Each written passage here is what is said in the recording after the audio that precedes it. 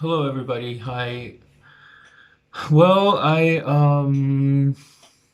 finally got to an objective and overall panorama picture on what happened in Kenosha. I was following the development of things, and then I watched almost the whole trial.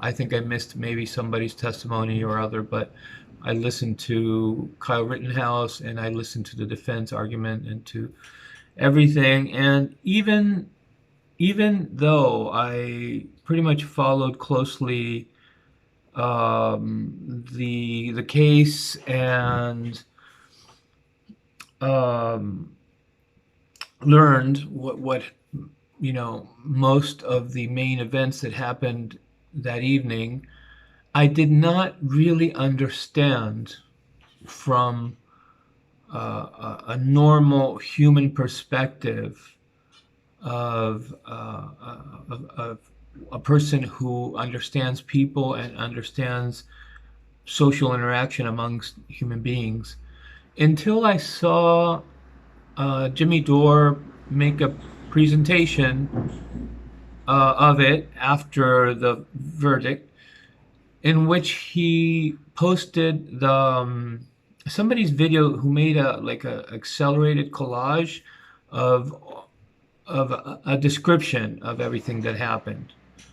Very succinct, very kind of almost you would think too abbreviated, but succeeded in and just plainly showing you what happened here.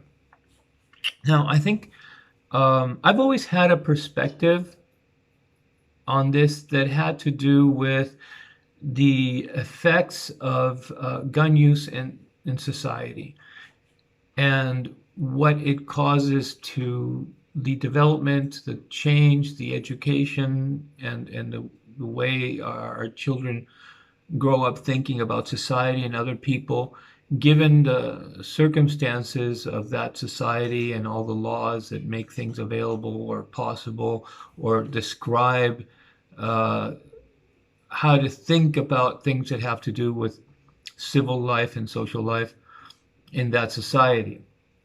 I always think of it that way. And this episode of Jimmy Dore, because of him sharing that video, really made me understand what happened. I was being actually prejudiced. I was condemning Kyle as a child, as a reckless, soon to be, um, bigoted, racist person who was still a child and innocent in his capacity, in his lack of preponderant racism or really developed that way, but on his way to becoming such an adult, and at the fault of the parents and the society that were teaching him how to think. Basically, I was taking like um, you could say a leftist or a anti-racist camp perspective until I really saw his innocence in the way he was affected by social forces that educated him. I hadn't seen that before the Jimmy Dore show last evening. I just didn't know enough, and what I did see were situations that could have been avoided, situations that maybe that made him react in a way that showed the worst sides of Kyle Rittenhouse. But I didn't see the evolution, the escalation step by step of a broader, more all-encompassing situation. Now I understand better what happened, and I do agree that he defended himself out of desperation, but self-defense nonetheless, placed at his benefit by the law. Um, I think that the main criticism that has, begs society to make is, what are we doing to our society through the way we think about guns and the way laws manage the use of weapons and firearms? Because clearly this kid grew up in a society where hunting is glorified, and and all the powers that the use and the wielding of guns bring out in human nature and men in particular. I saw a kid that could have easily been traumatized by maybe the lack of a father. I don't know those details, but it would seem like it could be a case where he instead um, got close to the males in his society and learned, used the resiliency of human nature to substitute the lack of mentors, the lack of leadership, a mother who perhaps encouraged him to hang out with boys instead of wanting to dominate him, kind of said, be a man, go and hold your own and go do things that guys do. And in that sense, he was kind of shaped, it appears, by society, by other guys in his immediate culture and society. And, coming from the pure, simplistic ideas of a child growing up who maybe wanted to do the right things and believes, has an idea, a definition of who the good people in society are and who the destructive people in society are, and new definitions, his first emerging definitions of what commonly is referred to as criminals versus law-abiding citizens. He started doing all these things that, to him was a way of being one of those who tried to, civilians who try to take in their own hands a rectifying of a chaotic and a chaotic social civil situation. I don't think he particularly had. It seems like the kind of guy that has directed hate or prejudices or mean bigotry towards a race. I think he's too young for that. I think he may be exposed to a lot. He may have been exposed to a lot of things, people that talk like that, but he doesn't particularly strike me as somebody who's got a thing against African Americans, of Americans of African descent. I think he's more of the kind of religiously righteous kind of mentality. It's just, you work hard, you do things right, you stand up for your country and for the order of law and order, and you are successful in life because of these virtues. And so, because somebody who is truly like this maligned character of a racist that the media so often reiterates is what this supposed fight is about, would not so quickly have wanted to shoot and kill people of his own race. And so that tells you that that's not where he was coming from so much. But in any case, what I want to drive the focus to is, how did a kid get to be this way and want to so quickly put himself in such a situation? What were the forces allowed or fostered by the country, rather, that put in semi-automatic people killing instrument in a 17-year-old hand, in the hands of a 17-year-old, and would easily launch him unprotected, because a civil unrest is the business of government and police and civil order to protect its citizens from. So if things would be properly constructed in society, children, people that don't know how to handle guns with strong maturity and strength or girth of character, would not be in that situation, would not be in those situations. He walked past police officers that ignored him. It's almost like we don't really care what happens to children in America. We judge them as adults. We see them shooting people, and we judge them as whether he was right in defending himself or not right in defending himself. When to me, the greater subject here is a minor ending up in a riot where he ended up killing people, and he's only a child.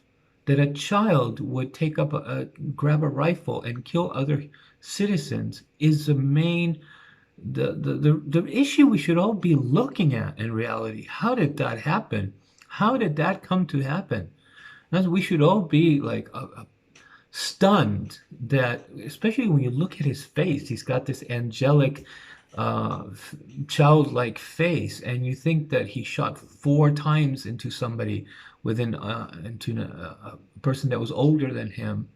Now, I think it really should depart, this event should depart from the fact that at that very minute, like some commentator said that I heard, at the very minute, you could judge that, yes, he had to defend himself because the craziness of the crowd made him panic. They were all running after him, and anyone can put himself in that situation and understand the fear that he may have. In fact, how he broke down at the police station, how he broke down in the trial shows you this is a kid that did not have any idea this could ever happen to him. He came in innocently believing he's just, he wants to be a firefighter, he wants to be a nurse, he wants to be all these civil support functions for his country. Um, and all of a sudden, there was a mad crowd chasing after him. And to the best of his abilities, I'm surprised he didn't miss and something horrible happened. Like he started shooting wildly, and the person grabbed him anyways and knocked him over the head with the rifle. I'm surprised something much worse didn't happen, that he actually, um, well, the people were so close, it was hard to miss, I suppose. But the judgment of the what happened, the verdict is not the issue here. The issue is, what is our country doing? What is our country doing to our children? Why do we not care? How can we entertain in the media whether a child should be given life sentence, or the issue of a child being given the death penalty even be a matter that we discuss? It's almost like we have lost the human touch for what a child is to the species, to people, the importance and the sensitivity that needs to be directed towards those very tender and crucial years of development, where every influence will make the adult that child becomes. It's almost like we no longer know how to do that, because we're a society that now um, looks at itself and others through ideas that we're supposed to believe, not actual knowledge, not actual lived, honed knowledge because of life experience and growing up around grandparents and other families, friends, close friends of our immediate family, and all the people that influence us on developing humanity for the different forms of behavior that people can show towards each other, and the different emotional needs that we demonstrate our relationships have with one another. And so that develops an intelligence in the human issues of importance that have to do with our development, with what is actually happening subconsciously to somebody. Instead, what we do is we judge behavior on the action as if we were judging performance, as if we should apply ideas, judgmental ideas, upon performance of an artifact. And this is really the serious issue in our country, I believe. Now, that this case totally took us to the Second Amendment matter, I think, is totally the case. I think that we should really lose the fear of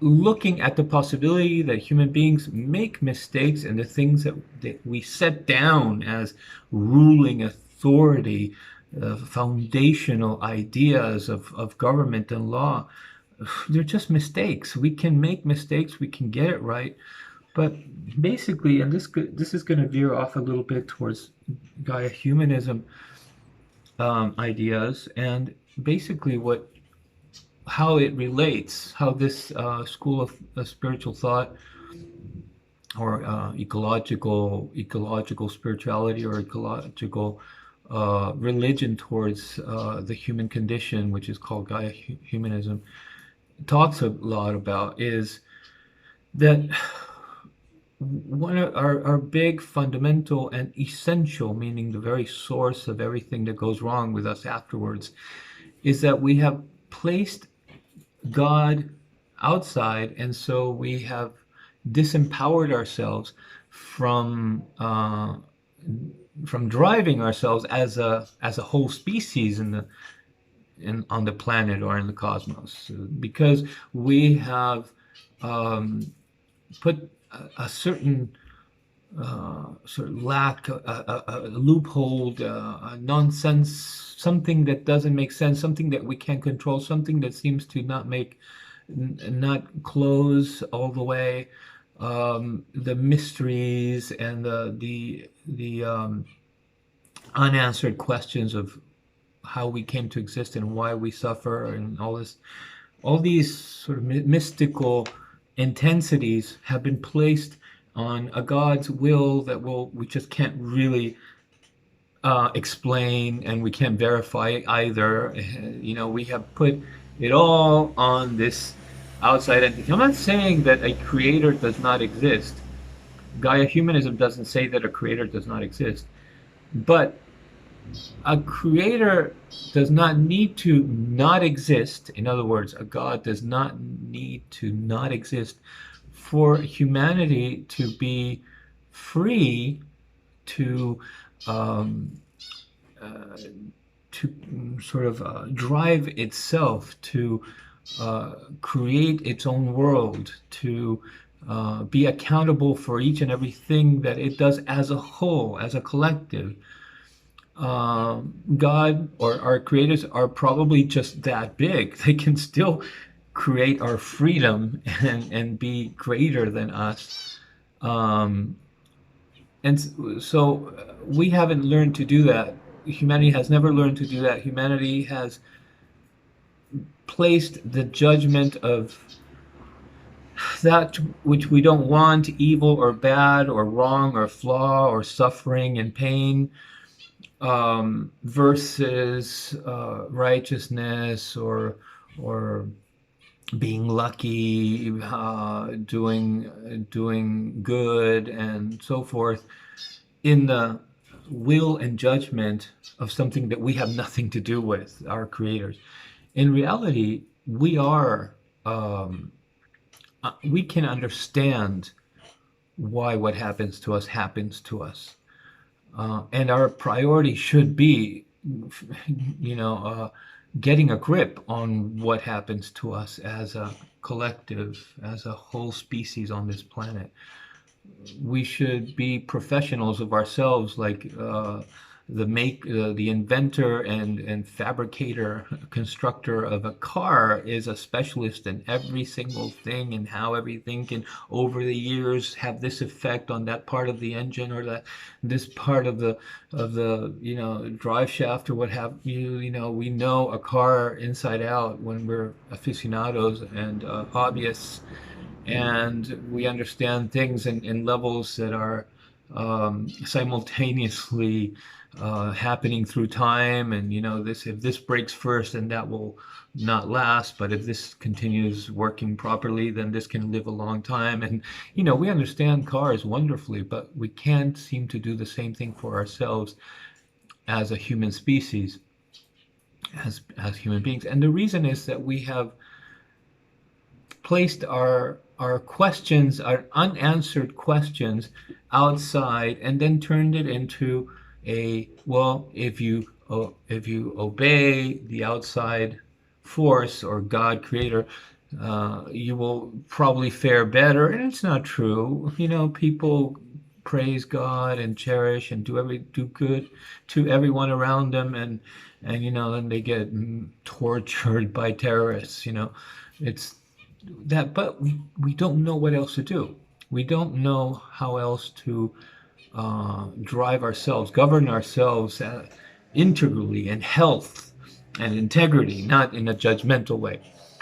We take those judgments that we have placed outside and then apply them against ourselves, and that kind of satisfies the unanswered questions.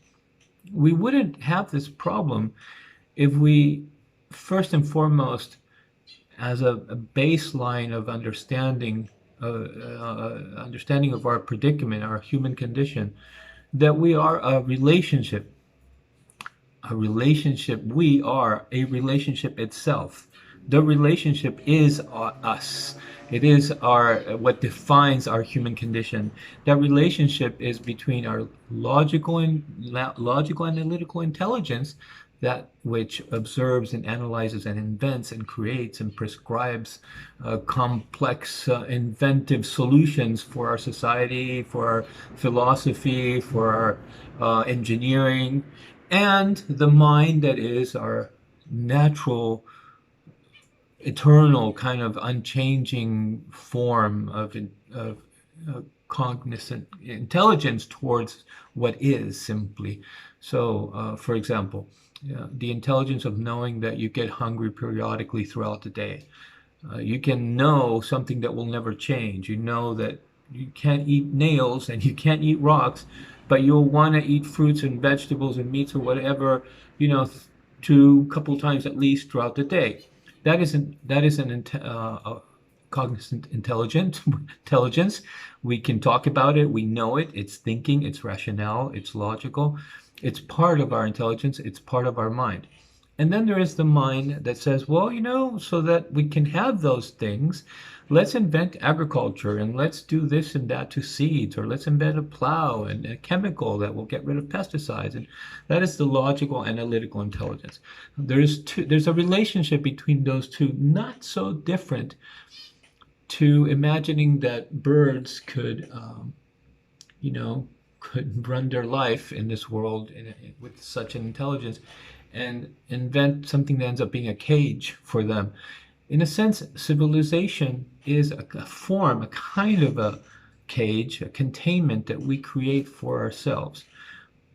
Our logical analytical intelligence had us depart the fully free nomad life. You know, every minute is a new spontaneous thought of what the natural mind wants and needs, towards a being that now has this super powerful logical analytical intelligence, eons beyond what any other animal on the planet can do.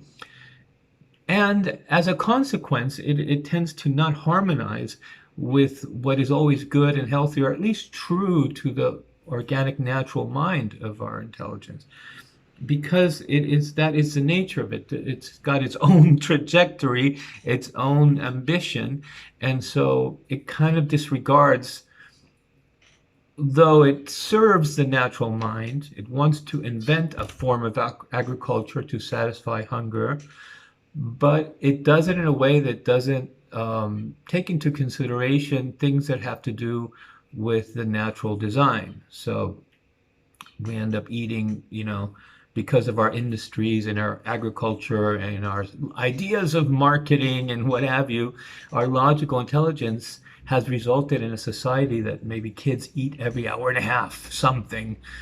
And the natural intelligence would know, if it had a voice, to say, no, I need time to digest and I need time to be without anything in my stomach for a little while before I get hungry and eat again.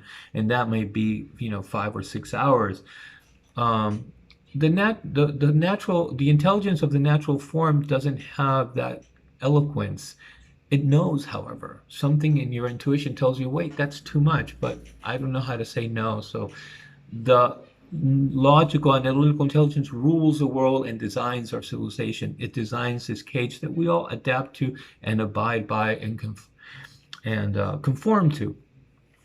As such, we have created a world where we live with our mistakes and we live with the inventions that harm us. We will invent something and we think it's good, and then we don't know how to say, wait a second, I did this. I don't have to live with that. We don't know how to do that as a species. We don't know how to say, wait, no, this sounded like a great idea at first, but look, already it's doing this harm. Stop it. We can't go that way. We don't know how to do that. We kind of don't know why we have to obey the things that we lay down as something, that is the way we're going to do something or our solution. And that has to do in part because we have subtracted empowerment from ourselves as a humanity and we have placed it outside. Like I said, this does not mean that there isn't a creator God that wants us to see it, do it ourselves. In fact, it makes more sense if you're a theologist to think of it that way. The free will, the pleasure of God creating something where we don't hang on him and tell God what he should think and how he should judge and what is, we invented God, but that doesn't mean that he doesn't exist. It may mean that he's patiently, or they are patiently there waiting for us to say, well, when are you just going to do it? When are you just going to do yourselves, make your own home, and realize that you are nobody, you're not accountable. You alone are accountable. You don't need to satisfy anything outside of yourself. It's a closed system. And they may be waiting for us to realize that. Well, in this philosophical kind of perspective of an atmosphere, or atmosphere of a perspective, we should feel free to look at one of our inventions, which is the weapon, the gun, the revolver, the pistol, the bomb. We should feel free to say, well, how is this affecting the natural creature that is the human being? What is it really doing to us? We don't know how to do that yet. We haven't learned how to feel free and empowered in doing that because we have substituted.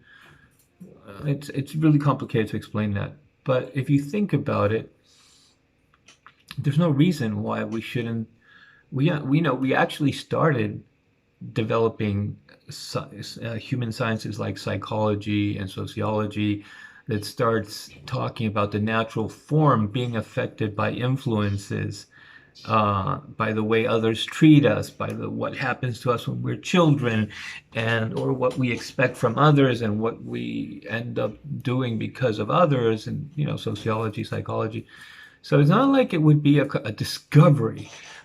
We kind of know that there would be sciences, but we don't know how to expand them to encompass the whole world, the whole species, and its development, its progress on the world. We don't know how to say, for example, wait a sec, these forms of government they're all similar. We have been doing the same type of governments for centuries, more or less. There's always this kind of hierarchy, and there's always this group of people, and there's always a resulting mass of people that, we have been doing this for a long. Why can't we say we got to figure out something completely different to the way we have been doing things so far as running nations? We seem to be crippled that way. We have only crippled ourselves because we have never embraced our independence. We have never embraced our freedom to design our own world entirely.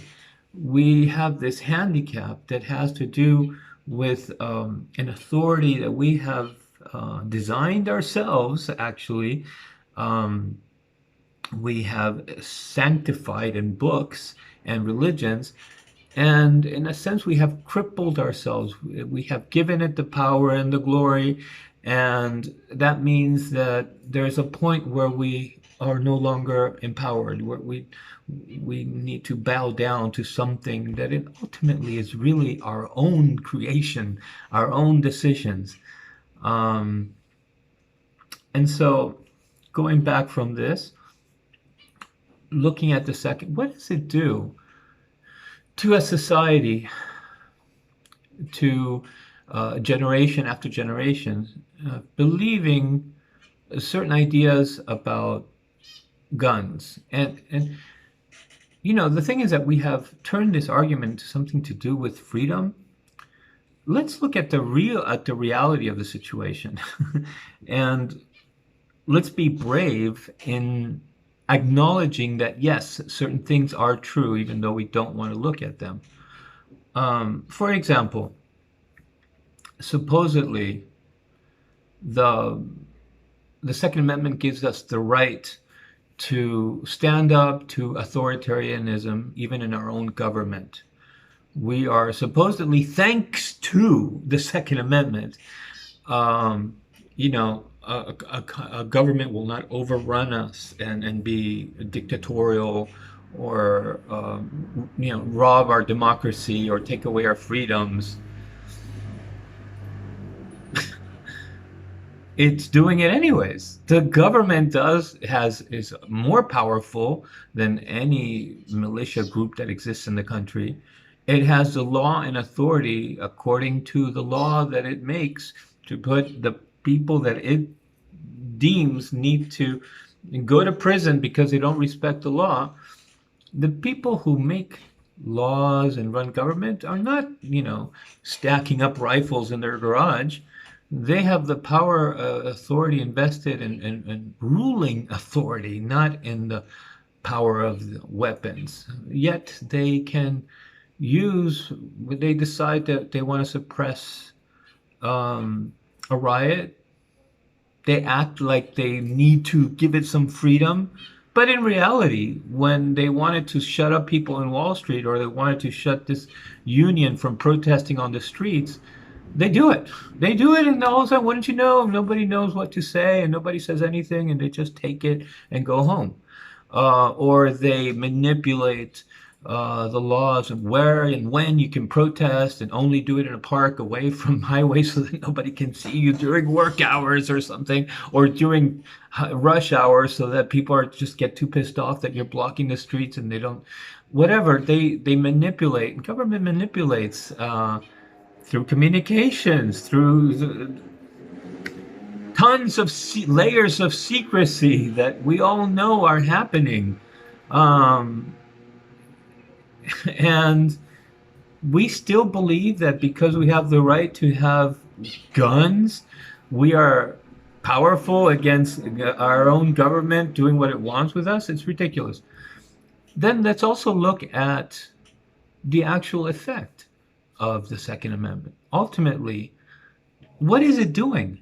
Is it really having the people stand up against injustice? The people who, where is injustice, for example? Well, for the brutal injustice of police storming a mentally vulnerable and ill girl who stupidly lifted a BB gun to try to scare cops away or whatever. And like, I don't know how many cars, how many police officers stormed her house and killed her. At that very instant, she fragilely lifted a BB gun because of some stupid police officer not understanding what was going on, not being able to step back and say, oh, she's crazy. Now she's aiming a BB gun.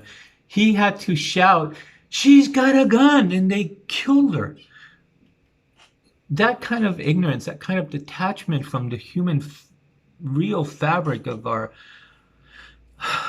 mind, of our social interaction, the fabric of really how people are, is one of the results of adhering to instruction and law and disintegrating the family so much, detaching ourselves so much from the day-to-day life of being bonded as societies, as neighborhoods, as families and friends, that are making stupid police officers. This police officer should be the most the wisest about people because they've got power in their hands. They can kill somebody.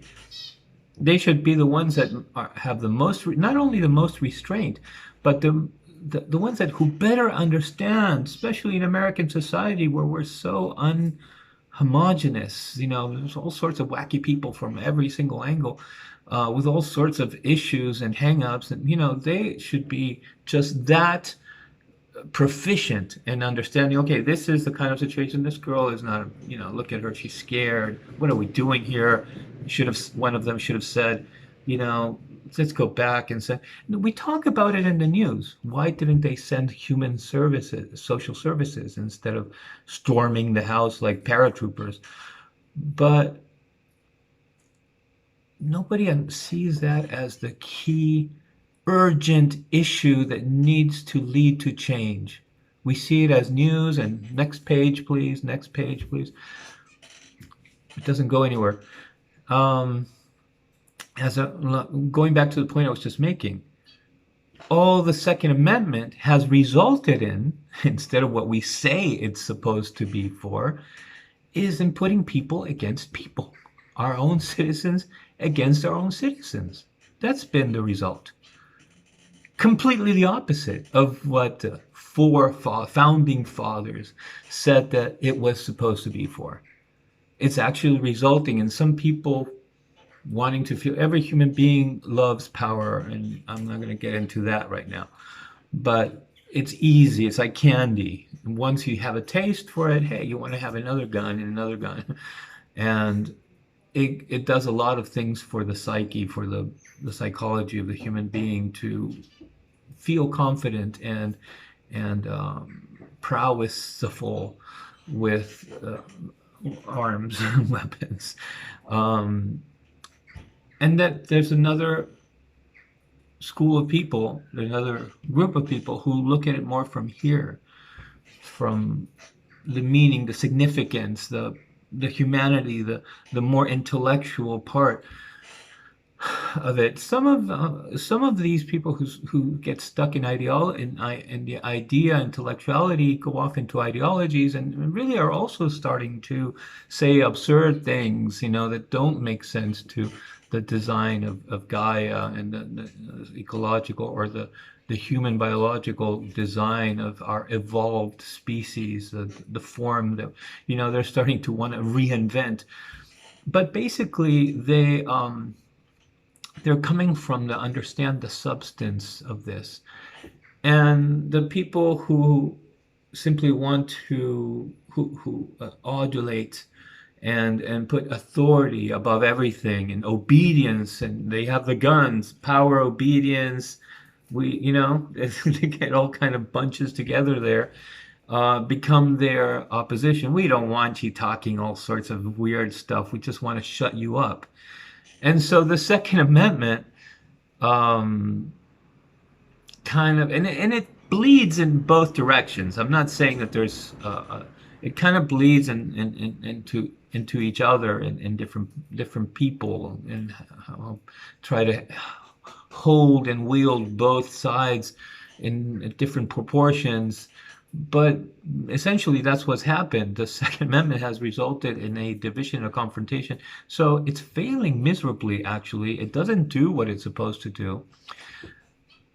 I'm not saying that, well, let me leave that where it is. I'm not going to continue elaborating on that. I'm going to put out ideas. And another idea I want to put out is that, for people to think about, is that human civilization, this that we have made, these past 6,000 or 10,000 years, what have you, is thanks to our ability to communicate and talk in language and written language, and the transference of higher understanding. In other words, we figured this out, we write it, and we give it to somebody, and that person can just read it, and all of a sudden they don't have to live 40 years to gain that experience. They can learn it. And so civilization has built and grown from previous steps, layer upon layer upon layer, and now we are sending people to Mars. And only 200 years ago, we were still plowing the fields with wood.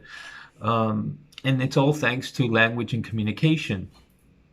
The virtuous stuff, as well as the big mistakes and errors and self-destructive inability that humanity has always lived with in knowing how to handle its logical analytical intelligence, which I was talking about earlier. Um, and so what would be, let's imagine an argument between two brothers who are business partners. One is really bright with numbers, the other one's more of a people person who knows how to bring new clients in, or how to talk about the business. And the other one's really good with opportunity and management, and all that stuff. Okay, typical case that we may have seen a bunch of times portrayed in real life or in Hollywood. And they come to a place where life has created circumstances, and where all of a sudden they're confronted where they cannot avoid arguing something, because they need to resolve something for their business. And one person sees it this way and the other person looks at these other aspects, and so they start arguing. The blessing of humanity is that we don't need to actually enforce our will because we can now talk. And so now we can make the other one understand what you understand, and the other one can make you understand what he understands, and the problem can unknot, diffuse, be resolved. This is the wonderful gift of speech and communication. What would be the exact opposite, the antonym of that? What would kill that? One of the two brothers turning around, grabbing a hammer or grabbing a gun, or putting down his fist and reminding his brother that he's the one that always beat him up when they were kids, and bringing that conversation to a halt. All of a sudden, the brother that has the power to lift the gun and shut the other brother up has his way, and the business keeps going, forward, without that problem getting resolved properly. So it kind of pushes forward, inheriting that problem, which will not go away, but it will seem to advance a little further, because one of the brothers, the one that lifted the gun, was able to make open headway for himself. And it causes new problems. The brother that used to bring all the other stuff, all the human part, the art, the creativity, or the social part, or the new inventive transformation, versatility aspect that everybody liked, the spark of the business, no longer speaks, no longer contributes, kind of goes along with the brother. And yes, the business advances, but it advances, now in a way that's all about bricks and money and force and and numbers, and or it collapses, or these two brothers fight and one goes away and the other one doesn't know how to do something without him, and it all collapses. Well, this is a perfect metaphor for the effect and the power of gunpowder, weapons, in the social fabric of the human collective. If you bring a bunch of people to a beach and have like a spontaneous camp out of a bunch of new people who all got there with their own boats, and they decide to camp out for the weekend, you will see a lot of natural human ordering, interaction that is about how people naturally gravitate towards forms of order. There's those that stand out and people want to hear and listen to, and they gather around. And then there's people that want to be more like esoteric, building stuff and creating stuff with the sand and the beach wood, and they kind of also start gravitating towards each other and make an area on that beach. And society, I mean, the human species has a natural way of ordering itself by the design of evolution. We can do it. We don't need somebody to say this is how it's going to be. That kind of appears for natural reasons, I suppose, ultimately, but that have to do more with the individual, with something. Well, the collective species of living creatures, human beings and animals, have not have also like the collective intelligence and the individual intelligence, and it has to do with how evolution pushes forward. It is a priority of evolution to always keep together the collective. It's not really looking to always be separating the collective, but there's an additional force, a simultaneous force that gets expressed most concentrated or intensely in the individual. This individual cannot gravitate off into space by himself. It also first considers most important the collective belonging to the species. But it tends to want to pull harder, and that means it will want to maybe tendency will be to yank a group for itself and separate the club. But this evolution is not necessarily crazy about this idea that it will break off into cells that gravitate away from the original species. It will happen for a reason, but humanity doesn't need that anymore. We are already one species, yet we have inherited already the forces of evolution, and therefore, well, we're not aware of ourselves, like I said at the beginning of this. We're not aware of how this machine, this collective organism functions, or if we know, we have it scattered in different books and we haven't made it a subject. This is how we are subject. Um, and so what happens is that one person maybe tends to push harder and will start creating uh, a group, one that has more like does big projects, and where more organization, order, and larger tasks are required. Like maybe they want to build a clubhouse if they're going to be on that beach for a whole month. Uh, More useful that part of evolution that pushes stronger in one or two individuals in the group is. And so far, let's say we can deal with this. It's still pretty much natural. Not everybody wants to be part of the intense little concentrated group. We want to feel free and we want to flow more with a larger group of people. Um, but there's a point where um, the ones that want more power, want to push more intensely, want to rule, dominate more what others do, which is a part in all of us. We all have it in us to want to conform and be part of the collective, and also want to will what others do. It's inside of all of us. We'll just not tolerate any more, maybe too many opposing ideas or whatever. But at some point, let's just not get lost in this subject, this science subject of human nature, and imagine that one of these people in whatever group at the beach, at that bay, at that camp out, pulls out a gun and says, "Hey, nobody mess with me because I'm gonna do this, and I'm not gonna let anybody steal from me again." Maybe somebody just decided to take something from somebody and felt it wasn't important to ask permission. And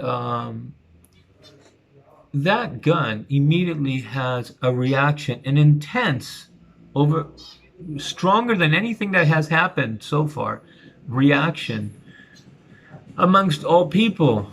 Some people will want to get away from that person because what you're seeing now become stronger is the will of the individual that doesn't care if he's accepted or if others are congenial with him, he's going to force whatever he wants with that. And so it creates like a disruption in the natural fabric. And other people who maybe try to be smart, they want to get close to that people and that person with a gun, and they will really, as we say, suck up to that person and say, hey, I'm with you, because that's their that's their way of dealing with it. And other people kind of, then a larger collective of people sort of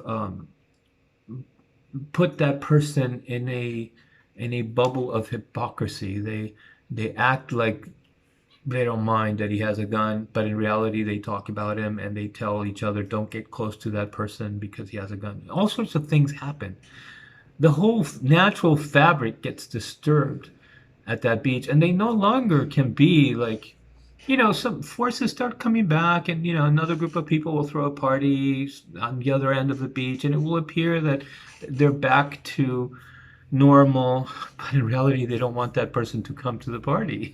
They don't want to invite the guy with a gun, because the more natural and happier, more fulfilling expression of the human collective is one in which the individual will, the forceful individual will of the individual, is not so outstanding and does not disrupt the fabric. Because in reality, for evolution, the first directive, as Captain Kirk says, is keeping the collective together.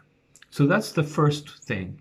Keeping the collective, the species, the living life form community as an integral thing. That's the first force, the first primal force. Within that primal force and the design of the evolution of all creatures. Oh, it's getting cold. I gotta put my birds inside. There is another system by which evolution functions, and perhaps, yeah, that is the way that new species arise.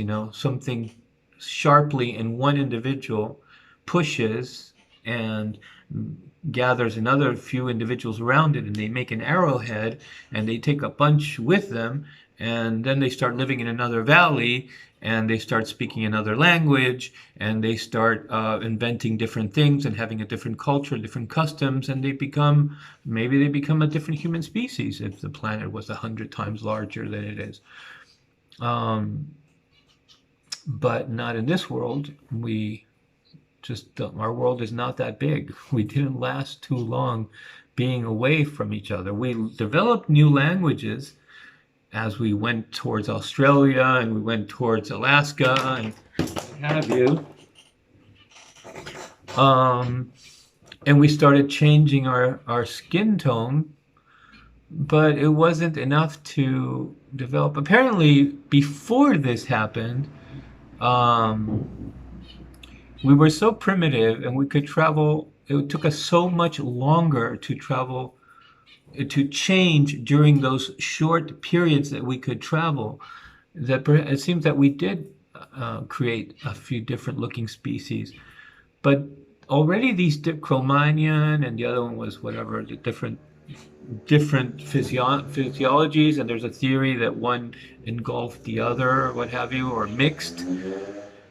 It seems that these species already were set to develop language and become intelligent. And so even though maybe initially they started diverging by the force of the individual, the concentrated will force within the individual, and resulting in, like nature does, like Darwin discovered, creating different species. It didn't last long, and we immediately came to each other again.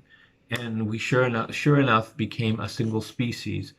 Now we're a single species, and anything that tries to break the integrity of that collective only ends up having negative repercussions. It only ends up going against the first primal directive, as Kirk says, of keeping the species integral. That's the first will of creation. Now we are meant to.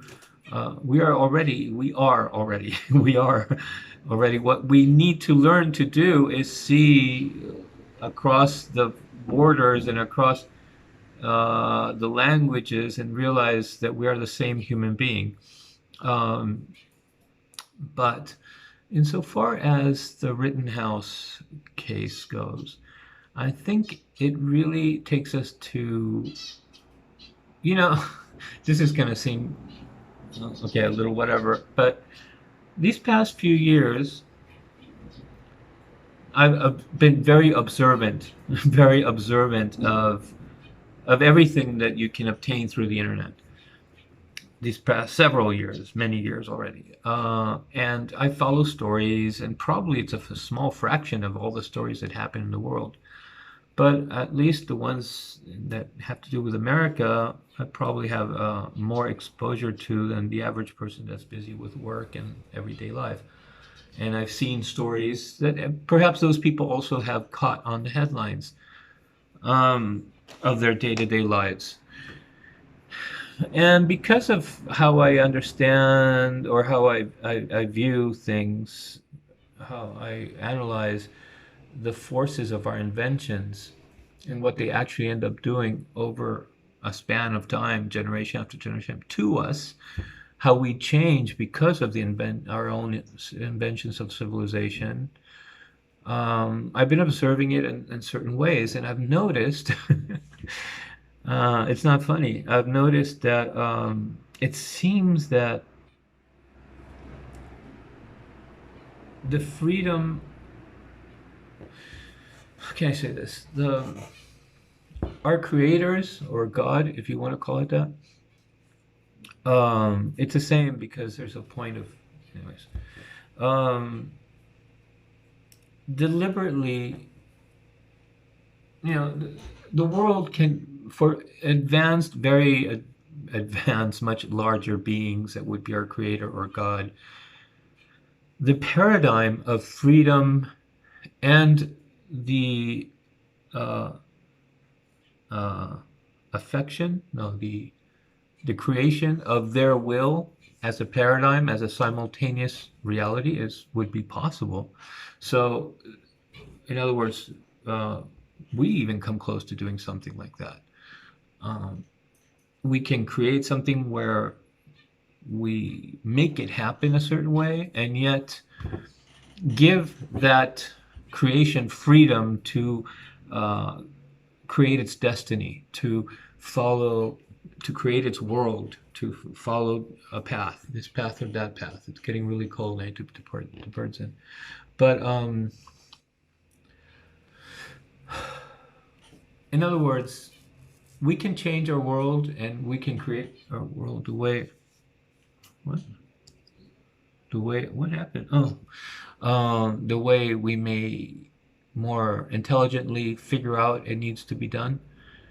And things may happen still so that we have a suggestion or a roadmap, that we sort of a roadmap of suggestions of things that we need to realize are important, things that we must realize are important and we don't see, or we don't understand a certain way.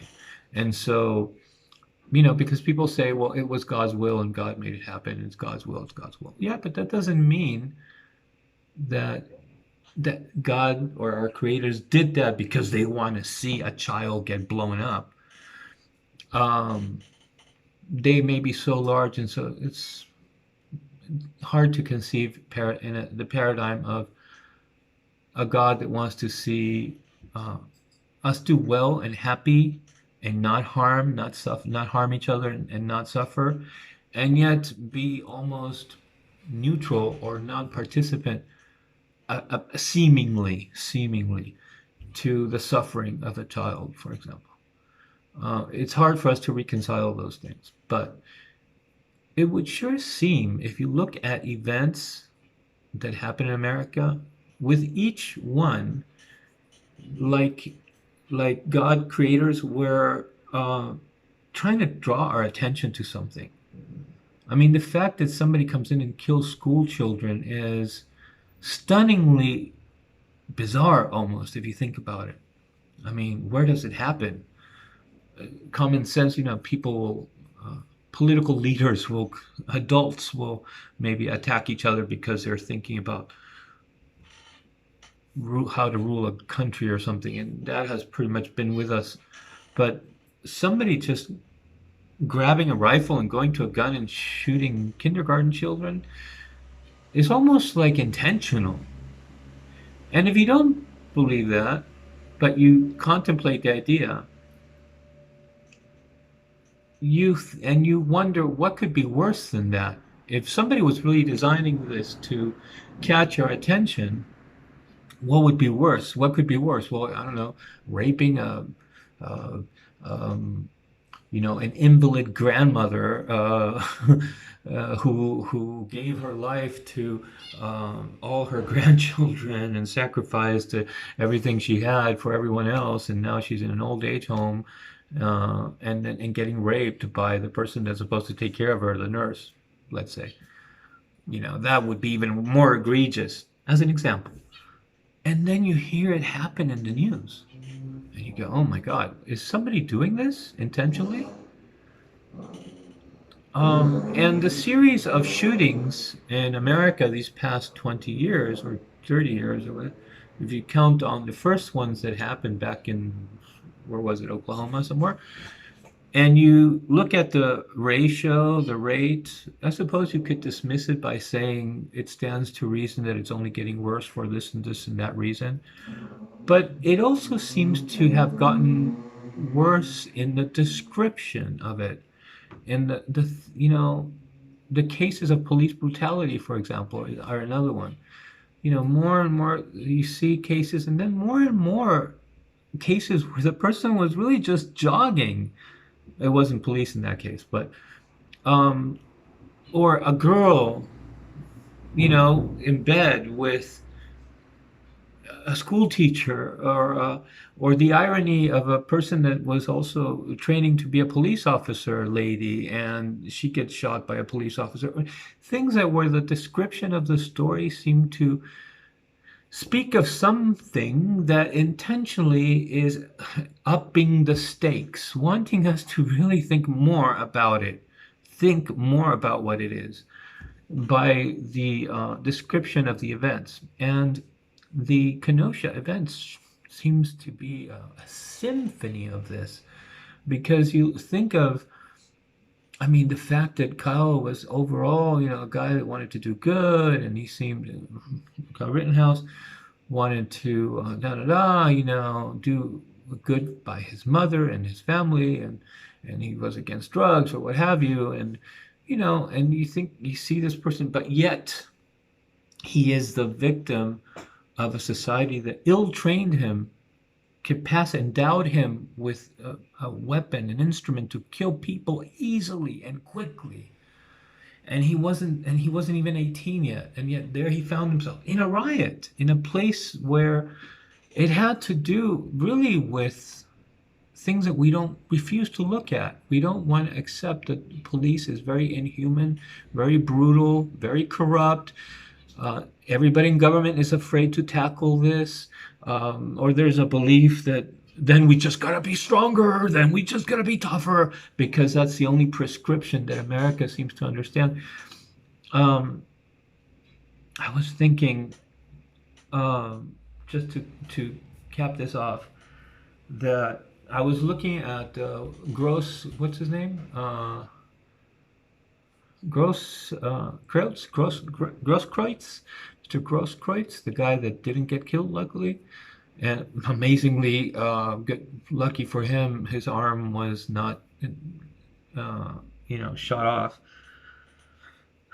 In a way, doesn't, if you compare side by side Grosskreutz and Rittenhouse, wouldn't it seem, and this is what I'm talking about, God creator paintings, masterpieces or symphonies that designs for us to still live freely and be able to change our world, but it all like also done so that we can see an image paradigm being Grosskreutz being sort of what America has always told um, us and the world was the way it wanted to engage and be towards other countries and towards the world. You know, like if you look at how Grosskreutz was described, and you know, he wanted to do his medic thing, his nurse thing, he everything. I can't even recall everything that I learned about watching this on YouTube now. But I was thinking this, and at the same time, Rittenhouse showing, even though poor kid is a victim in a sense, does he not appear to be the image of how we ended up being towards other countries and treating the world, just killing them all, bombing them all, just so that they do what we want them to do, you know, or have our way, or we want to exist a certain way and bully everybody else around us to conform to our form, and if that means invading or killing, even though we still profess it is in for a good a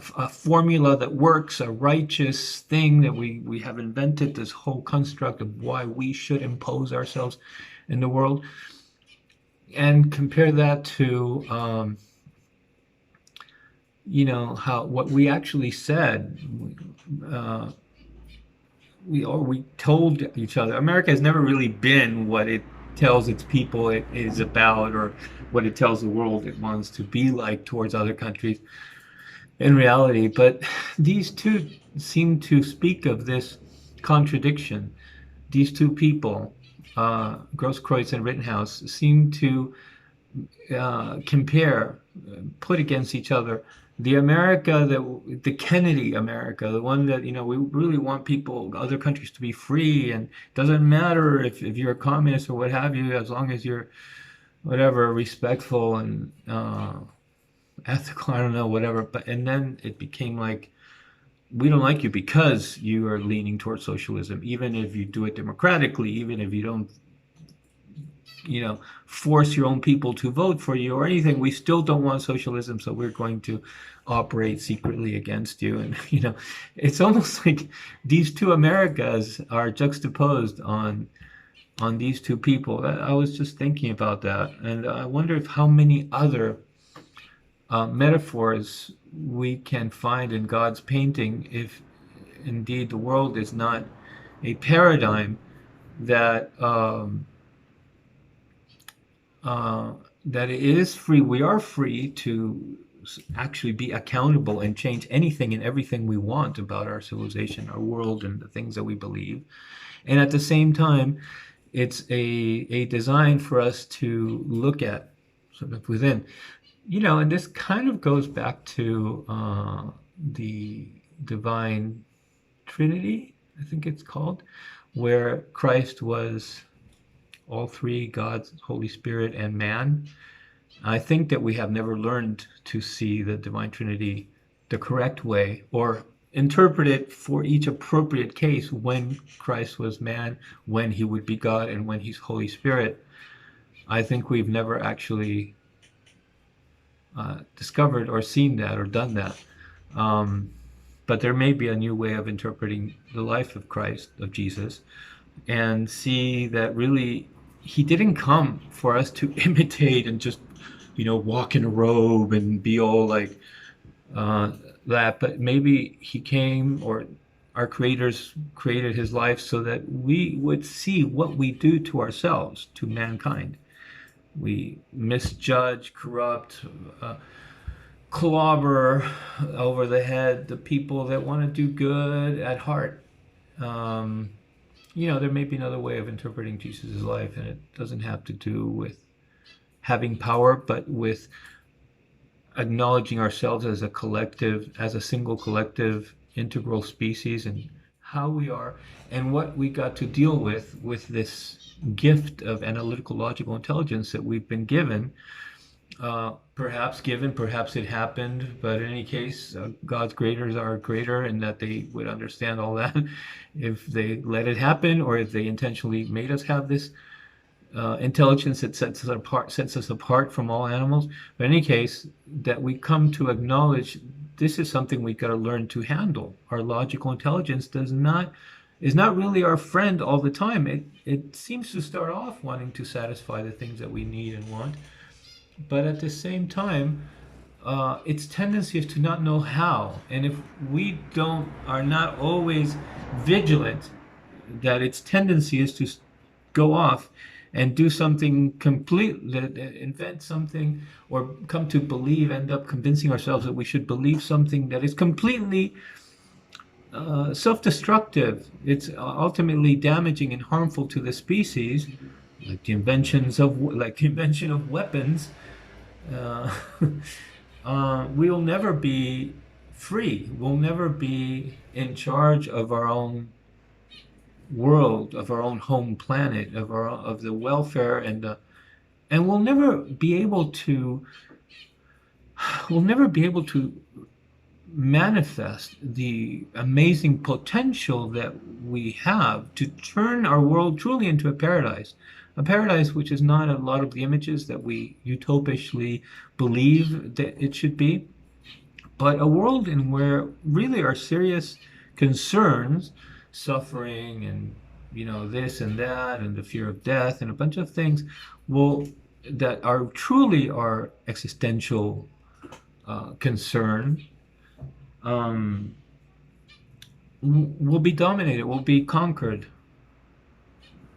And Christianity, in a sense, in its even in its own misformation, carries a lot of this in it. It says, the kingdom of heaven is within us, which means we have the potential to get a grip on ourselves and actually invent and design paradise, which is the kingdom of God, which is our maximum potential, all the most that we can be, because that's where we meet up with. But anyways, so I'm going somewhere else. Anyways, these are some thoughts that have come with this experience I just had following this trial. Thanks for listening.